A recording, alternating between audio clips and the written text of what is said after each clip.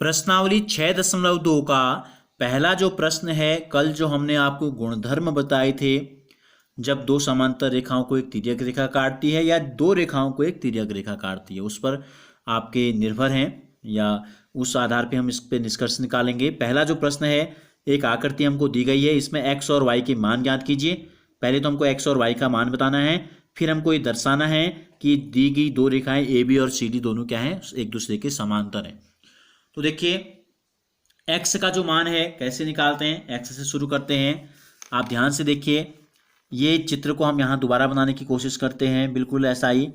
देखो ये एक रेखा है, देखो दोनों तरफ तीर के निशान है, ये रेखा है और ये क्या खड़ी है यहाँ पर, एक रेखा जो ओ ए की तरफ आ रही है इस प्रकार से, इस दिशा में। ये एक किरण है। क्यों है किरण? क्योंकि एक तरफ बिंदु है और एक तरफ तीर का निशान है। तो जब एक रेखा पर एक किरण खड़ी होती है तो इस प्रकार दो आसन्न कोण जो बनते हैं, इन दोनों का योगफल होता है 180 अंश। ये हमने पहले आपको बताया है और इस नियम को हम बोलते हैं रैखिक युग्म अभिग्रहित, हम इसको बोलते हैं। तो देखो लिखेंगे x प्लस 50 लिख देंगे सीधे सीधे, बराबर लिखेंगे 180। समीकरण नंबर 1 लेंगे, इन दोनों को जोड़ के 180 क्यों आया ये भी कारण हमको लिखना होता है। तो आप कोष्टक में लिख देंगे रैखिक युग्म। क्या लिख देंगे? रैखिक युग्म। तो x का मान कितना आ गया? 180 धन 50 यहाँ जाएगा तो हो जाएगा ऋण 50। 180 में से 50 घटाएंगे तो हमको प्राप्त हो जाएगा 130 अंश। तो x का मान आ गया। इसी प्रकार y का मान कैसे निकालते हैं? देखो दो रेखाएं एक दूसरे को काट रही हैं, दो रेखाएं एक दूसरे को काट रही हैं, ये है एक रेखा और ये है आपकी दूसरी रेखा। तो क्या होता है, जब दो रेखाएं एक दूसरे को काटती हैं तो इस प्रकार के जो कोण होते हैं एक दूसरे के सामने, इनको हम शीर्षाभिमुख कोण या ऊर्ध्वाधर सम्मुख कोण के नाम से जानते हैं और ये दोनों कोण आपस में बराबर होते हैं। तो हम सीधे सीधे लिख सकते हैं y बराबर 130 अंश। समीकरण नंबर 2 कैसे पता चला हमको? चाहो तो लिखो शीर्षाभिमुख कोण और चाहो तो लिख दो ऊर्ध्वाधर सम्मुख कोण। ये आपने यहां लिख दिया। तो पहला काम हमारा हो गया क्या? x और y का मान हमको पता चल गया।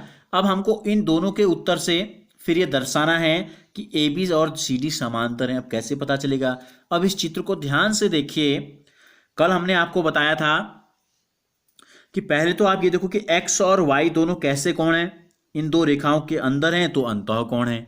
और दोनों क्या हैं, जब हम यहाँ से इस क्रम में आएंगे नीचे को तो x के बाद ये वाला कोण आएगा, इसके बाद y आएगा। तो क्या है, एक के अंतर से क्रम में जब हम चल रहे हैं तो एक कोण को छोड़ के इस क्रम में आएंगे तो इसके बाद ये दूसरा खाली है, यहाँ तीसरे के साथ हम आ रहे हैं। ये भी 130 हमको प्राप्त हो गया और ये भी हमको 130 प्राप्त हो गया। तो ये दोनों कोण क्या है, बराबर हैं। तो हम यहाँ लिखेंगे चूंकि x बराबर y बराबर 130 क्या है, जब दो रेखाओं को, अभी हमको ये पता नहीं है कि दोनों रेखाएं समांतर हैं, जब दो रेखाओं को एक तिर्यक रेखा काटती है और इस प्रकार अगर अंतः एकांतर कोणों का एक युग्म बराबर है, ये हैं आपके अंतः यानी कि अंदर के एकांतर कोण हैं, तो बराबर है। तो इसका मतलब क्या है कि ये दो रेखाएं जो हैं वो समांतर होंगी। ये नियम मैं यहां पर लिख देता हूं।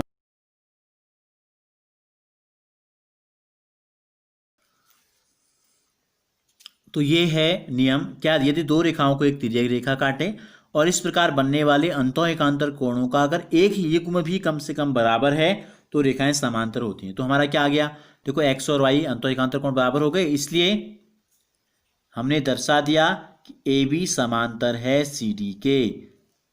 दूसरा जो प्रश्न है, आकृति में यदि ए बी समांतर सी डी, ये ए बी जो रेखा है ये सी डी के समांतर है और सी डी जो रेखा है वो ई एफ के समांतर है और हमको दिया है y और z का जो अनुपात है ये दिया है हमको 3:7। तो हमें x का मान ज्ञात करना है। तो सबसे पहले तो हम ये देखते हैं कि ए बी समांतर है सी डी के और ई एफ भी समांतर है सी डी के, क्योंकि वे रेखाएं जो एक ही रेखा के समांतर हों परस्पर समांतर होती हैं। यहां पर हम लिख लेते हैं चूंकि, इसलिए ये हमने लिखा नहीं, सवाल में दिया है, हमको पता है पहले ए बी और सी डी क्या है, समांतर है। ए बी सी डी के समांतर है और ई एफ भी सी डी के समांतर है। तो इसका मतलब ये तीनों क्या है, इसलिए ए बी समांतर सी डी समांतर ई एफ, इससे एक निष्कर्ष तो हमारा ये निकला कि तीनों समांतर हैं।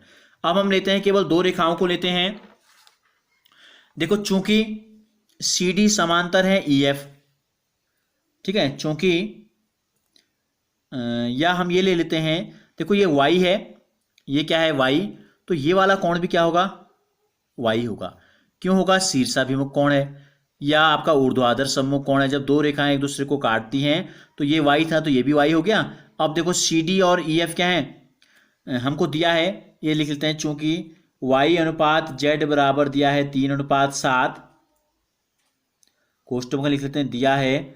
हम इसमें ये मान लेते हैं, माना जब कभी भी आपको अनुपात दिया गया हो तो हम उसके साथ एक अज्ञात राशि ले लेते हैं, चूंकि एक्स वाई जेड यहाँ पहले से मौजूद हैं, तो हम y का मान ले लेते हैं 3p व z को हम ले लेते हैं 7p।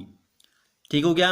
अब लिखते हैं C D parallel E F, हमको पता चल गया सी डी और ई एफ तो हमको दिया भी है, ये एक दूसरे के समांतर हैं।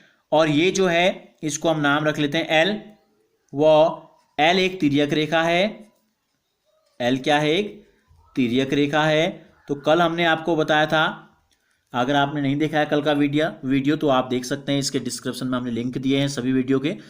तो जब दो समांतर रेखाओं को एक तिर्यक रेखा काटती है तो तिर्यक रेखा के एक ही ओर के अंतः कोण है, देखो y और z क्या है, एक ही ओर के अंतः कोण है। एक तो देखो इन दोनों के अंदर है तो अंतः कोण है, और इस तिर्यक रेखा के केवल दाईं तरफ है तो एक ही तरफ के कोण है। सीडी ये तिर्यक, इसलिए क्या हो जाएगा, y प्लस जेड हो जाएगा दो समकोण यानी कि 180 अंश। क्या लिख दोगे यहां पर, तिर्यक रेखा के एक ही ओर के अंतः कोण, यहां लिख देंगे कोष्टक में तिर्यक रेखा के एक ही ओर के कोण, ये आपने लिख दिया। तो y का मान रख दो, कितना है 3p, z का मान कितना लिया हमने 7p, बराबर कितना आया 180। 3p में 7p जोड़ेंगे कितना आ जाएगा 10p, 10p बराबर 180। तो इससे क्या निष्कर्ष निकला, p का जो मान है ये आ गया हमारे बराबर 180/10, यानी कि कितना आ गया 18 डिग्री। तो p का मान 18 आ गया। तो p क्या लिया था हमने यहाँ x, इसलिए y का मान पता चल गया। y का मान हमने लिया था 3p, 3p का मतलब है 3 गुणा p, तो 18 3 54 अंश। इसी प्रकार z का मान हमको पता चल गया, कितना आ गया 7p था तो 7 गुणा 18 हो गया। ठीक हो गया। तो 18 गुणा 7 कर देते हैं, कितना आता है 126। हमको y और z का तो मान पता चल गया, लेकिन हमको बताना क्या है, हमको बताना है x का मान। अब देखो AB और CD भी क्या है, समांतर रेखाएं हैं, चूंकि AB समांतर है CD के, फिर वही वो L एक तिर्यक रेखा है, जिस प्रकार से अभी हमने y और z निकाला, ये एक तिर्यक रेखा है। तो क्या हो जाएगा, x और y को अगर हम जोड़ेंगे तो हमको प्राप्त हो जाएगा 180। सेम नियम आपका है जो हमने ऊपर लगाया, समीकरण नंबर 2, वही चीज आप यहां भी लिख देंगे, तिर्यक रेखा के एक ही ओर के अंतः कोण। तो आप देखो x प्लस y का मान तो हमको पता चल गया कितना है 54 बराबर 180। तो x बराबर कितना हो जाएगा 180 माइनस 54 घटा देंगे तो 10 में से 4 गया 6, 17 में से 5 गया 12, तो कितना आ गया, तो x का मान हमको प्राप्त हो गया 126, यही हमको बताना था। तो x बराबर आ गया 126 अंश हमको प्राप्त हो गया।